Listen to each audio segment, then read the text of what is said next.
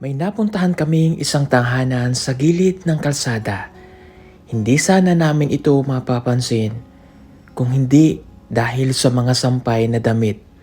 Patunay na mayroong nakatira dito. At paglapit namin sa tahanan, isang dalagita ang lumapit sa amin. Nakahawik. Nininita. Napansin ko agad ang kanyang kulay. Napakaganda ng batang ito. Siya po, si Cherry Ann. 12 anyos na siya, subalit grade 3 pa lamang siya. Dahil late na daw siya nakapag-aral dahil sa hirap ng kanilang buhay. Nag-aabaka lamang ang kanyang pamilya para mayroon silang pangkain sa araw-araw.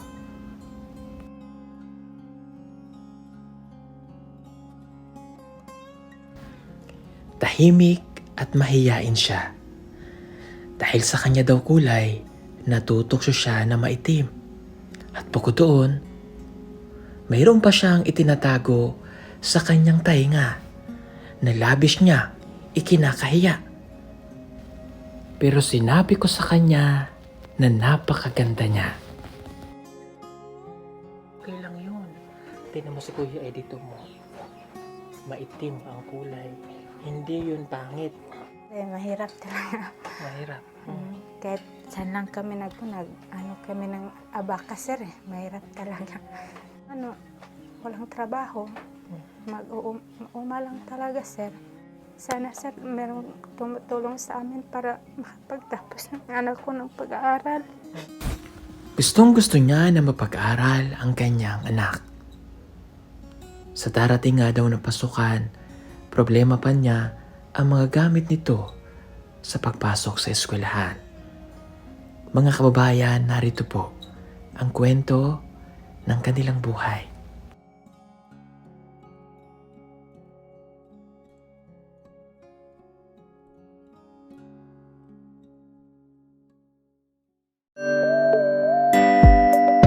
Pugong biyahero, ang hero ng masa, ang hero ng masang Pilipino. Handang maggala sa kabundukan para ang ating kababayan ay mapuntahan. Ang pugong biyahero, handa na tulungan malayong kababayan na nangangailangan. Hindi namimili kahit pa na sino. Pugong biyahero, hero ng masang Pilipino. Mauna ka dahil natakot ako na. So yan, magandang hapon mga kababayan. May nakita ulit po kaming bahay sa pag-scout namin dito sa bundok. Ito.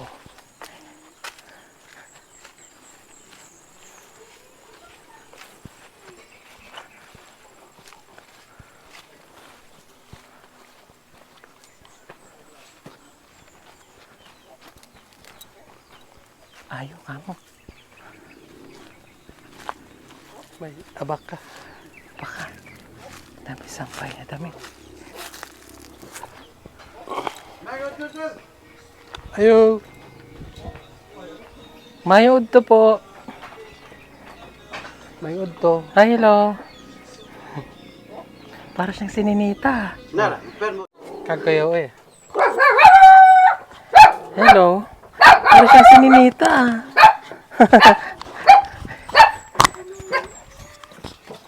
Pwede po kaming pumasok, kuya. Oh, pwede po, sir. Pwede. Halika. Kaso nga lang, parang hindi pa naligpit yung mga damit dito. Okay lang po. Karating lang kasi. Kaon kayo. Oh, Hello. Oh, mga bata, kumakain. namin. Sige. Galing siya sa trabaho. Okay lang po, okay lang. Ano pong pangalan niya? Chirian po. Cherry Ann, anak niyo po yan? Opo. Okay. Nag-aaral siya? Ah, Nagswela? Oh, may nakita akong mga medal. Kanya yan? kanya yan. Oo. Para siyang sininita. Kamusta ikaw? Anong pangalan mo? Cherry Ann, Anong grade ka na? grade 3 pa. Grade 3? Okay, saan ka nag-aaral? Saan ka nag-aaral? Sa Salapawan po, sir. Saan yung Salapawan? Sa barangay Salapawan po. Ah, yung maliit na barangay doon. Oo. Ang layo ah. Pero bakit nandito? Taga rito kasi yung asawa ko eh. Okay, magaling magtagalog si Kuya. Halika nga. Ano pong pangalan mo? Randy po. Randy. Opo. Bakit marunong ka magtagalog? Galing po akong Manila, sir. Ayun.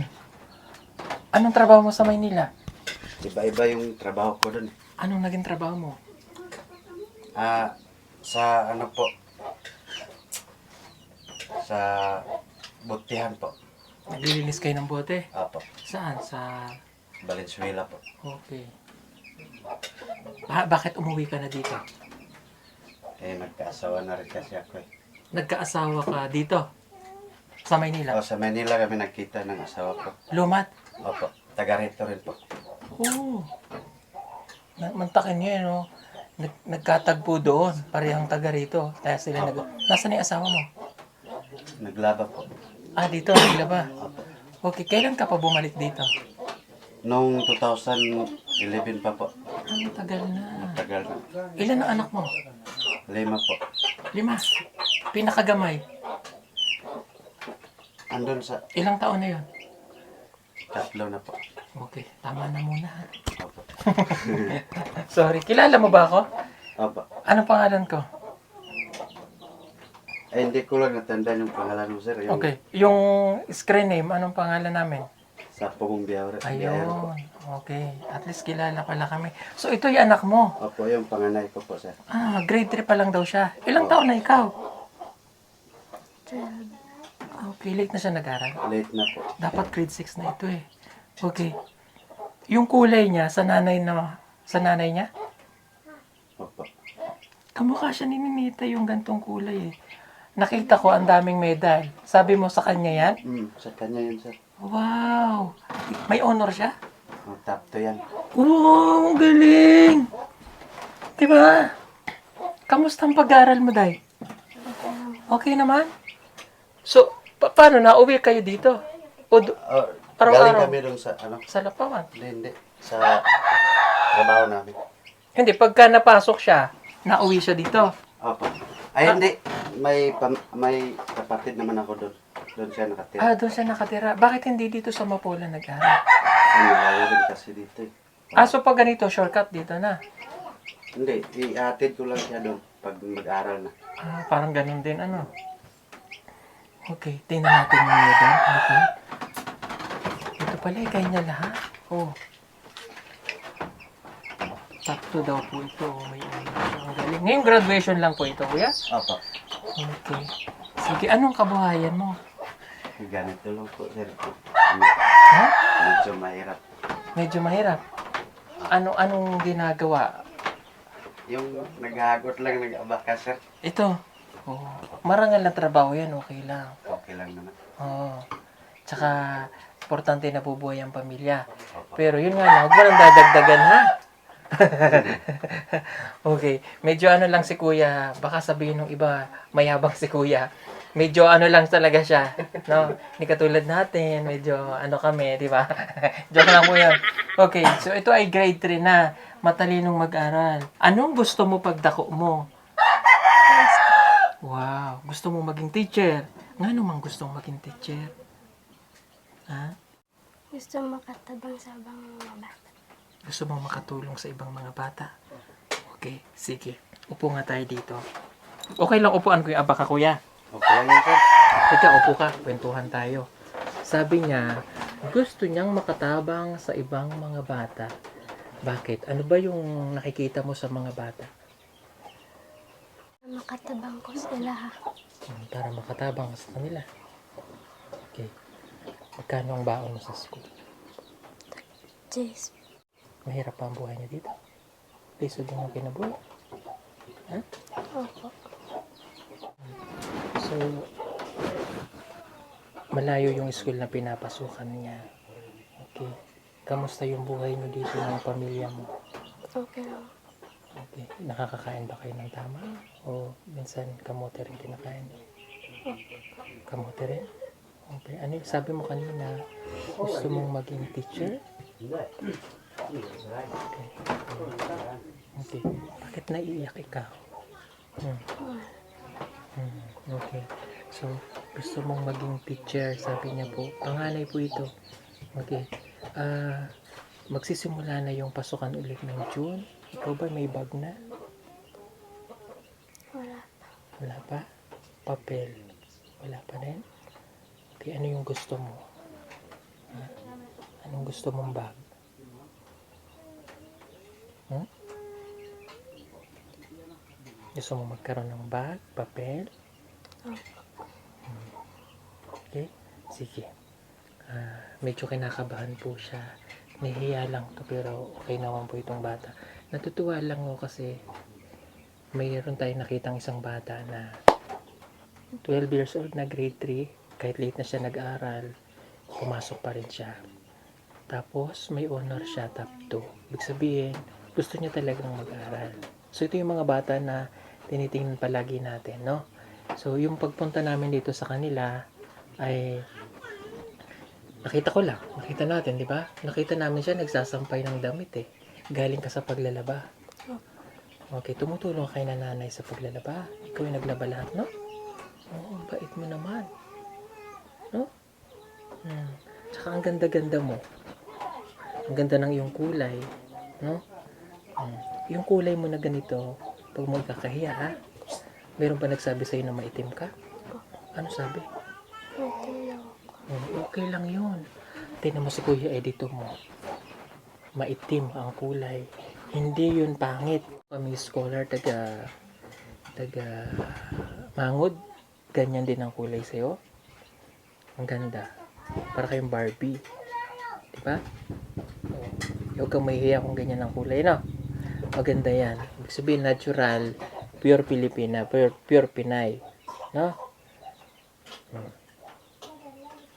Nahiya ka sa akin? Ha? Kasi una pa lang nating pagkikita. No? Huwag kang mahiya, ha? Okay? Dahil gusto mo makatapos ka ng pag-aaral, anuhin mo, ha? Taparin mo siya, ha? Huwag kang mahihiya. No, kahit grade 3 ka na, kahit 12 years old ka na. No? Para makakatulong kay na nanay at tatay. No? Okay. Sige. Diyan na po yung nanay.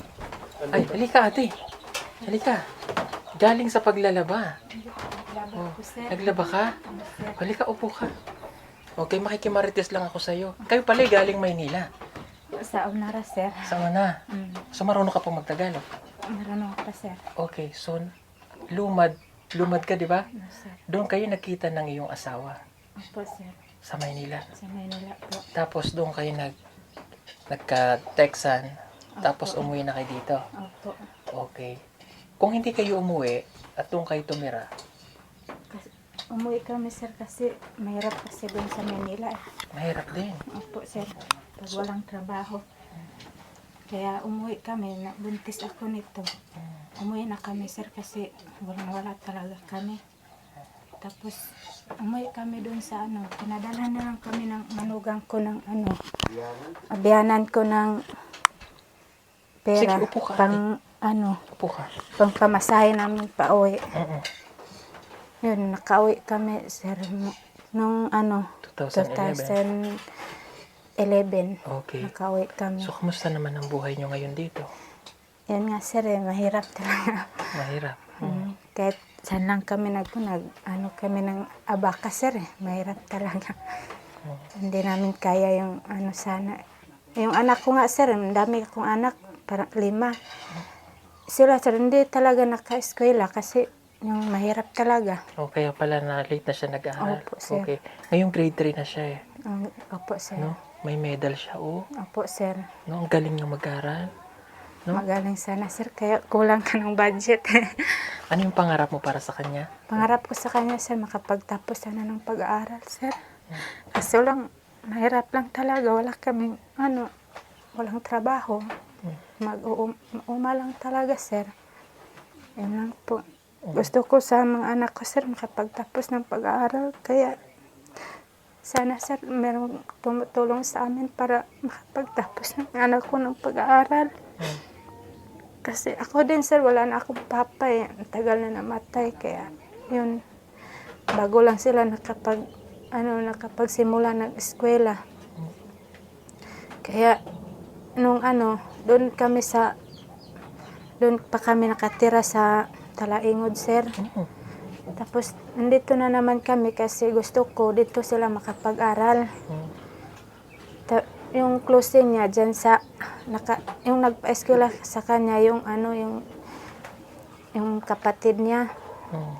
Tapos, nakapag-decide ako, sir, na dito na lang ako tumira para yung anak ko. Kahit malayo yung eskwelahan, sir. Kahit magbaklay sila padulong sa sir. Maka-eskwela jud sila, sir. Okay. So, ikaw ay taga-Talaingo dati? Yung asawa ko, sir, taga Talaingod, pero ako taga dito talaga ako, sir. Yung asawa mo ang taga-Talaingon. Apo, sir. Okay. Pero hindi kayo tumira doon? Hindi na, sir. Okay. Kamusta ang buhay nyo? Eh, yun, sir, mahirap talaga, sir. Farmers lang talaga yung trabaho namin, sir. Tapos, ngayon pa nga kami nakauwi, sir. Nabaka, sir. Nagagot? Okay. Tapos pag uwi ko, sir, naglaba ako kasi wala nang bihisan ng anak ko. So, kayo ay nandun lagi sa bakahan? Opo, sir. Okay. Ito, yan, kagaya po nito, ibebenta nila yan, tsaka yung mga nakabilad kanina na mga abaka. 5 yung anak nyo. Opo, sir. Naka-implant ka? Opo, sir. Yung IUD, sir. IUD, okay. Opo, sir. Tama. Huwag ka nang mag-anak. Opo, sir. Mahirap ang buhay. Diba? Opo. Ito, may pangarap ito eh. Gusto niya na makapagtapos talaga. Okay. Mayroon na ba kayong napaghandaan nyo na ba yung mga gamit niya na bibilhin? Wala pa nga, sir. Pa kami ng abaka para meron kaming may bili sa gamit niya. Magkano ba ang kilo ng abaka? Mura lang, sir. 50. Okay, nakakailang kilo kayo?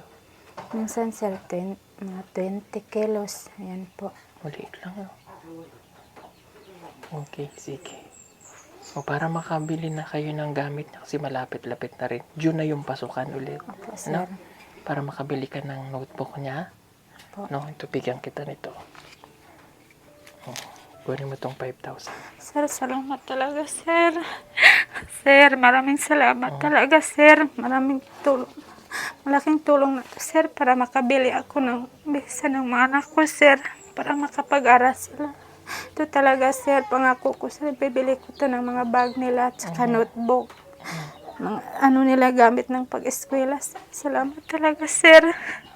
Hindi ko na, sir, na meron pa lang tutulong sa amin, sir. Ngayon ko lang to na naramdaman, sir. Salamat talaga. Thank you, John. Thank you, God. Sir, pasensya na, sir. Kaya kasi mga pag-aral ko ng mga anak ko, sir.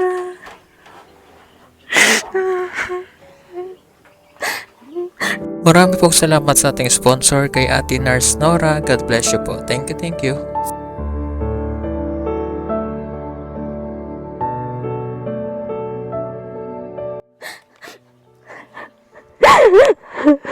Salamat talaga, sir.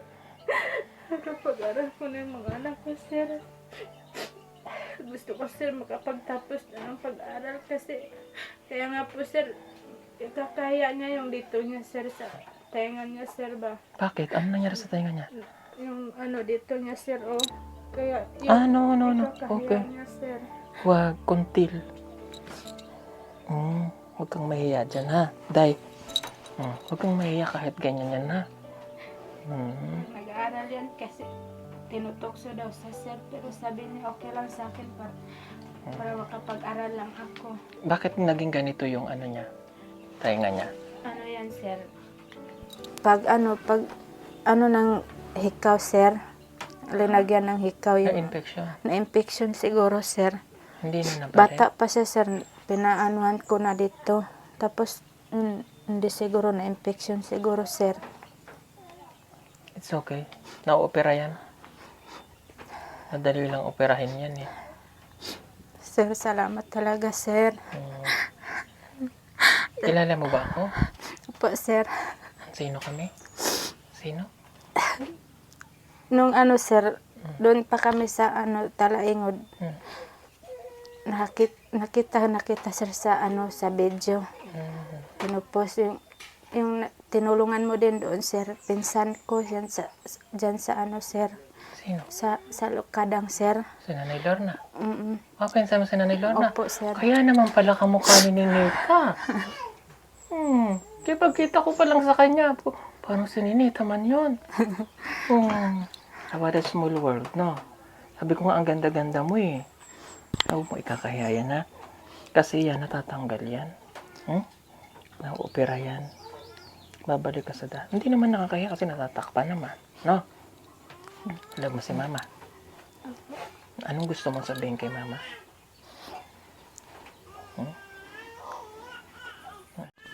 Happy Mother's Day, Mama. Salamat. Happy Mother's Day, ate. Salamat, sir. Kasi Mother's Day ngayon. Happy Mother's Day. Na? Thank you, sir. Ayan, umalay nyo. Sa pamamagitan nito, may sponsor kami na makapili. Na, ano ang pangalan mo, Bunso? Ito ngaran. Nalimot ko ng pangalan. Cherry Ann. Ayan, si Cherry Ann. Grade 3, pero ang galing niya mag-aral. No? Ha? Mag-aral kang mabuti para sa kila mama.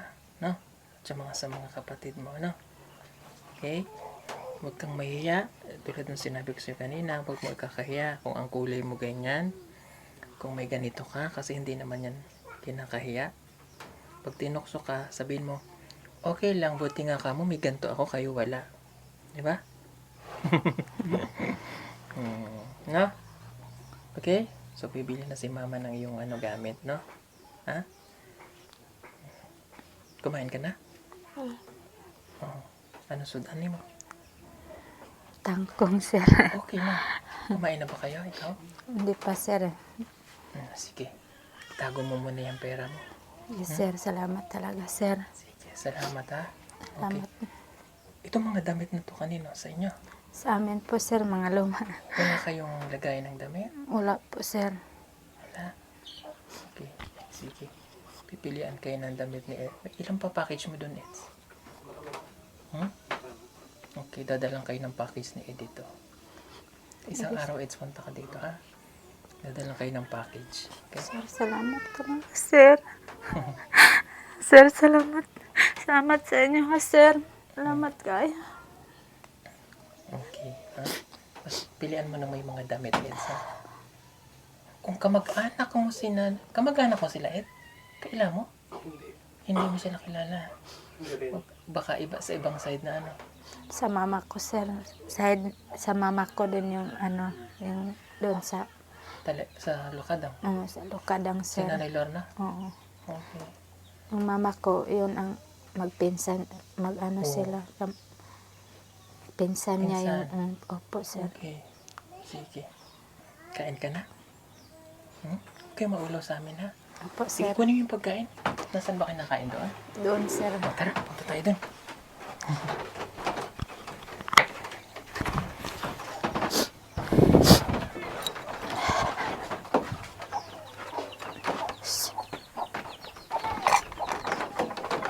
Hello. Oh, ito yung mga anak niya. Dami. Dito kayo nakain. Dito po, sir. Sige, kain na. Wala ka ng kanin. Naubos sir. na. Okay lang. Okay lang yan. Okay lang, sir. Meron pa naman ito, sir. Ayan ang ulam nila. O sige, nakain na kayo. Sir, kayo, sir. Kain Okay po lang. kayo, sir. Makita ko lang kayong kumakain, happy na ako. Kain na ikaw, Cherry. Anong pangalan mo pala? Anong pangalan ni mo? Ano is Cheryl? Ha? Cheryl? Opo, sir. Halika, kuya. Mabait pa yung asawa mo? Opo, sir. Hindi ba loko-loko yan? Hindi po. Ha? Halika nga. Maningkamot ka, ha? Sa paghahanap buhay, ha? Opo. Tapos, kahit mahirap, pag-aralin to, ha? Ganun talaga eh. Pag hindi mo to pinag-aral, matutulad siya sa buhay nyo. Kaya nga, sir. Diba? Para siya makapunta ng Maynila, makahanap doon ng magandang trabaho in the future. Kasi kung dito, talagang mahirap. Ha? Okay lang gulay ang pagkain. Basta huwag kalimutan yung bigas. Ha? May bisyo ka ba? Naninigarilyo lang. Ayun lang. Ha? Which is normal lang. Minsan kailangan nila yung lalo pag dito sa bundok. No? Pero, limitahan lang na. Okay? Sige po mga kababayan. Salamat po sa inyo, ha? Babalik po dito si Edito para ang dala nito ng package. Na? O sige, nakain na ikaw ng kangtong. Ano sabi siya? Tangko. Tangkong. Kain ikaw, Bi. Kain ka. Kain na.